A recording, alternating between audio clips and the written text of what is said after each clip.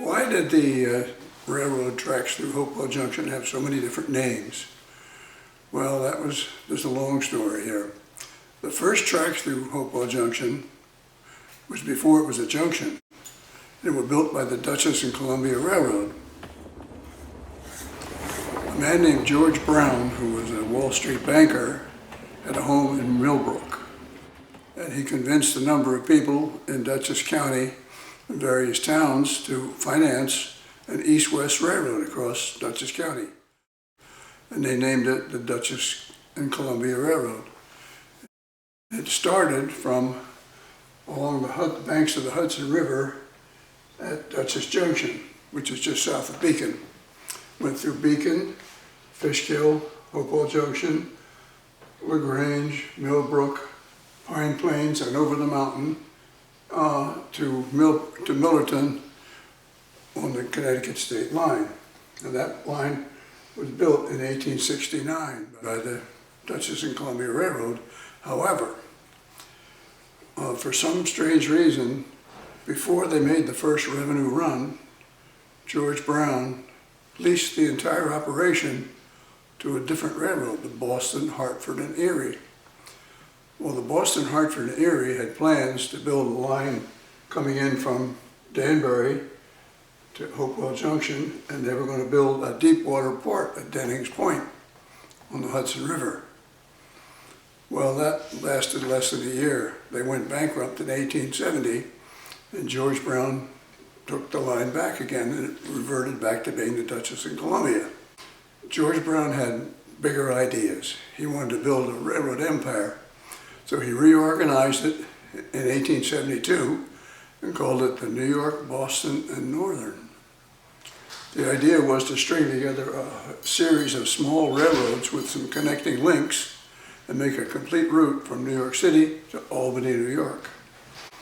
Well, that lasted about 3 months, and he changed the name to New York, Boston, and Montreal. He was going to go all the way to Montreal, Canada. Well, now that lasted less than a year. The New York, Boston, and Montreal went bankrupt in the financial panic of 1873. So the line reverted back to being the Dutchess and Columbia again. In less than a year, in 1874, the Dutchess and Columbia declared bankruptcy and operated under the jurisdiction of the courts until it was reorganized in 1877. It became the Newburgh, Dutchess, and Connecticut. So one set of tracks that had all these different names. The Newburgh, Dutchess, and Connecticut was a much more stable operation. George Brown had learned his lesson by then, and he concentrated on the Dutchess County area. The ND&C Railroad had 58 miles of track entirely within Dutchess County. Well, that lasted 25 years. In 1904, it was bought out by the Central New England Railway, which was a branch of the New Haven Railroad system. It was New Haven Railroad money and New Haven Railroad people who ran it. And that lasted until 1927, when the CNE was absorbed formally into the New Haven Railroad. So as of 1927, the tracks and the depot became part of the New Haven Railroad. Now that lasted until 1968, when the New Haven Railroad failed. Well, at that time, the railroads of the northeastern part of the United States were in pretty bad shape.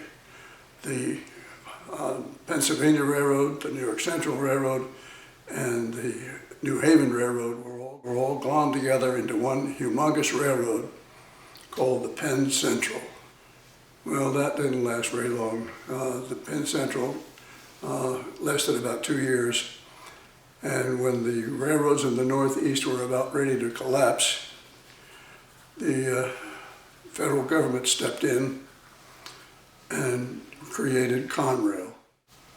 So during the last few years of operation here, the station was operated by Conrail. When the big bridge in Poughkeepsie burned in May of 1974, traffic from the west stopped. And there were a few customers along the line between Poughkeepsie and Hopewell, but not enough to keep the line.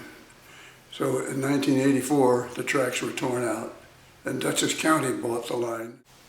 turned it into a utility corridor, and later into a rail trail. And meanwhile, the Housatonic Railroad had purchased a part of the tracks that remained in Hopewell Junction. They in turn sold the tracks to MTA Metro North, which is now the current owner. So as you can see from all these various names, over the years, the tracks through Hopewell Junction had 13 different corporate names.